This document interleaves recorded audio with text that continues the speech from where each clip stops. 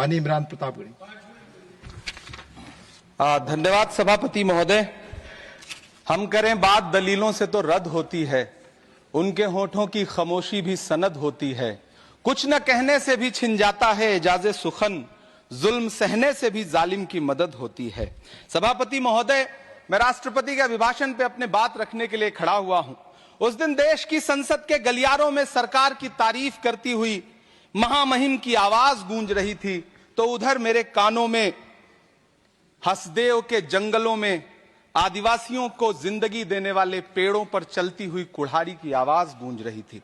सभापति महोदय, इस तरफ महामहिम के भाषण पर प्रधानमंत्री जी संसद की मेज थपथपा रहे थे और उधर उत्तराखंड की अभागी बिटिया अंकिता भंडारी के इंसाफ की आवाजें मध्यम पड़ती जा रही थीं, जो आज भी पूछ रही हैं कि आखिर वो वीआईपी कौन था जिसके लिए अंकिता भंडारी को मार दिया गया।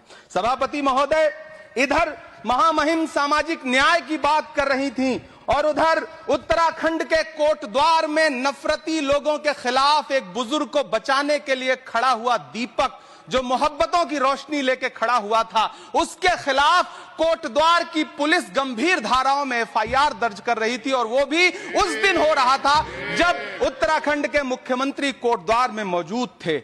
ये नया भारत है जहां दंगाइयों के खिलाफ एफआईआर नहीं होते, बल्कि अमन और मोहब्बत की बात करने वालों के खिलाफ एफआईआर दर्ज होता है। ये नया भारत है जहां असम का चीफ मिनिस्टर खुलेआम संवैधानिक प्रोटोकॉल तोड़कर कहता है कि मुसलमानों को इतना टॉर्चर करो कि वो राज्य छोड़ने पर मजबूर हो जाएं। वो कहता है कि अगर कोई मियां रिक्शा वाला 5 रुपए मांगो तो उसे 4 रुपए दो ताकि वो परेशान हो सके। ये नया भारत है जहां बरेली में खाली घर में नमाज पढ़ने पर पुलिस मुकदमा दर्ज करती है। ये नया भारत है जहां क्रिसमस की तैयारी करते हुए ईसाइयों पर सरकार मुकदमा दर्ज करती है।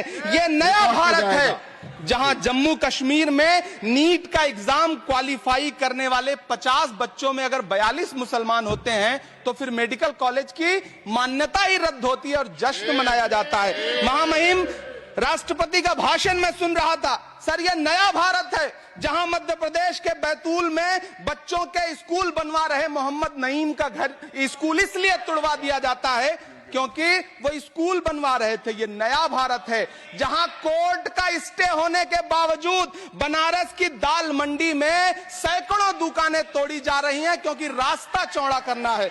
सभापति महोदय, मैं आपसे कहना चाहता हूं कि जो पीढ़ी अपने बुजुर्गों को गाली देती है उसके साथ प्रकृति इंसाफ करती है। आप इंदिरा जी और नेहरू को गाली देते हैं, नेहरू को छोटा नहीं कर पाएंगे। नेहरू का नाम आइंस्टीन के साथ लिया जाता था और आपका नाम एप्स्टीन के साथ लिया जाता है। आपको ये बात समझनी पड़ेगी। सभापति महोदय, मुझे 1 मिनट बोलने दे, मुझे कंक्लूड करने दो।